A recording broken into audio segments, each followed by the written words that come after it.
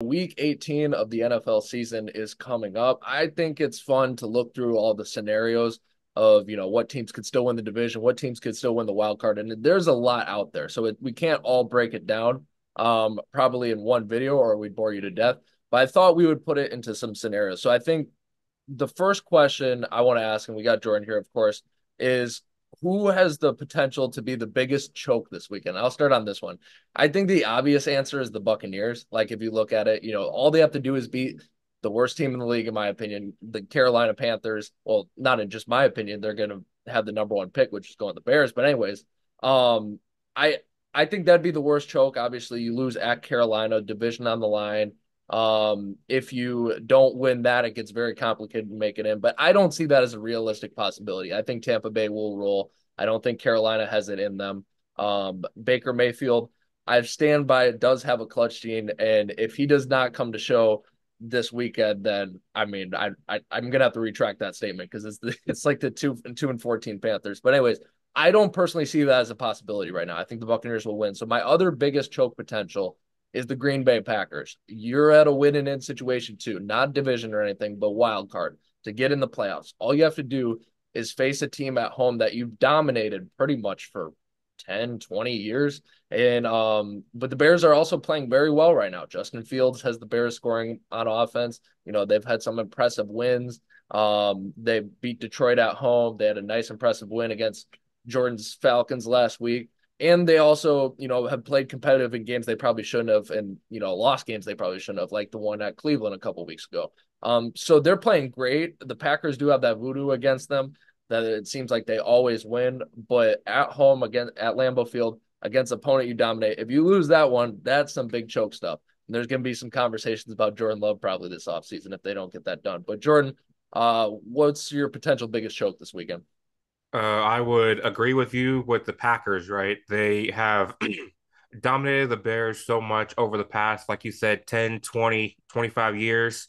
But when it does come to the Packers, it does always seem like they choke in the biggest moments, whether it be, the playoffs or last season against the Lions, right? When the season came on the line, you had Aaron Rodgers throwing an interception on their last drive. They could not get the stop when they needed it. But if you lose to the Bears, who, let's be honest here, the Packers just completely dominate. Aaron Rodgers, part ownership of the Bears. It's been passed on to Jordan Love now. When they beat when he beat them earlier in the year.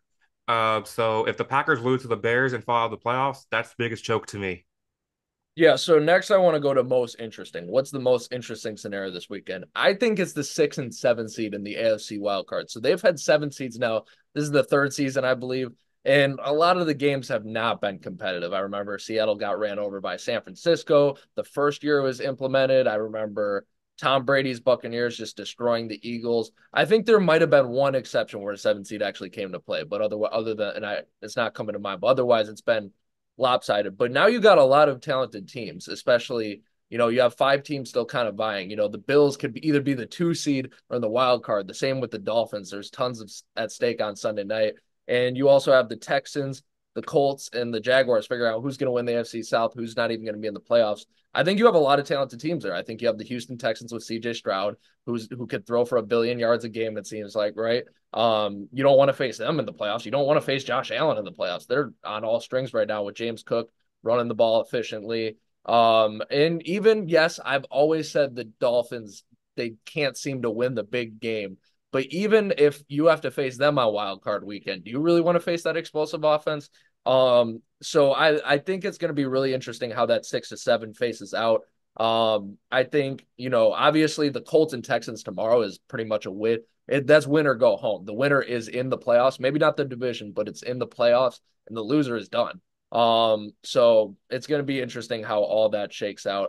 I think the Texans and Bills are looking really nice now to take those final spots. But Jordan, what's the most interesting scenario for you this weekend? The Bills Dolphins scenario is interesting to me.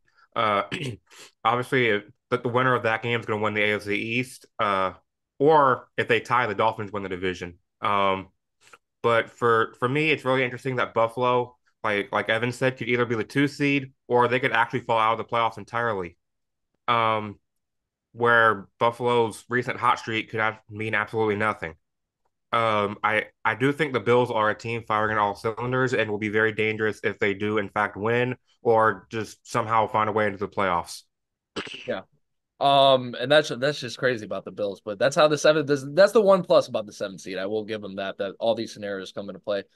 Biggest sneak in, and I will elaborate what I mean on this. So biggest sneak in, it's a team we're probably not expecting to go in, or maybe a scenario. But I think that could actually do some damage in the playoffs. I got the Pittsburgh Steelers, the one AFC team I just didn't mention right there. I think yes, the Steelers have had massive problems this year. So much that we made a video 2 weeks ago talking about should Mike Tomlin be fired. Although I said we got to wait and see on that. But and I think that's been proven right. Mike Tomlin's a proven coach. He's never had a losing season in 16 years. That is insane. And he has the Steelers at 9-7 with, I believe I checked on NFL.com, a 28% chance to get in the playoffs. But I would think it's higher than that actually. So the Steelers have to win, which I think is the hardest part. Yes, the Ravens are benching their starters. Huntley's playing, but that's still a very, very good team. So you have to win at Baltimore. That's not a given.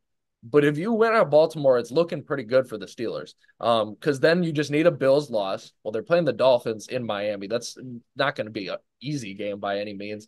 And I believe if Jacksonville loses to Tennessee, Jacksonville should take care of Tennessee, as I cry while saying that. But if they did lose, so I would think the Steelers, especially with you in the NFL, you can't count out those strong defenses. That's what Cleveland's wrote all year. The Steelers have a strong defense. They have not figured it out at quarterback. But Mason Rudolph, I mean, he doesn't have to be great. We know Mason Rudolph's not great, but he's playing serviceable right now. That's what you need to get hot right before the playoffs.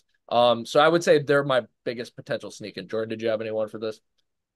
I would just like to throw out that my Falcons could still make the playoffs. Oh wow, yes, yeah, that's a good one. Go for that. Yeah, I yeah. think that I think if they do get in, they could maybe make some noise because of the way the defense has played this year. Maybe forcing a turnover or two, and the offense has been I've documented it. But if the offense can get a short field, maybe they can score touchdowns instead of field goals. So the Falcons could be my surprise to get in. Never count out Taylor Heineke. That's what I think, even though he's had a rough year. But who is all right? So another one. What is already in the bag? I think the NFC East is already in the bag. It's still up for grabs that the Eagles, if the Cowboys lose and they win, they could reclaim the NFC East. But you know what? You lost at home to the Arizona Cardinals. You do not deserve the NFC East. The Cowboys will take care of business in Washington this week, and no matter what the Eagles do with the Giants, it's not going to matter. And that's going to be really interesting. Jerry World's going to get their home playoff game. They're going to be the number 2 seed. Better not blow it, especially if it's to the Packers. But If I you think it's our if you this know, you week. know. Yes, if you know, you know. But this week they're safe though. The Cowboys will clinch the number 2 seed and the division. I think that's already in the bag. Jordan, you have anything for this one? I totally agree with you. I think that Dallas will go into Landover, Maryland, and completely just take care of the Commanders. And then what happens in East Rutherford, New Jersey, will not matter between the Eagles and Giants.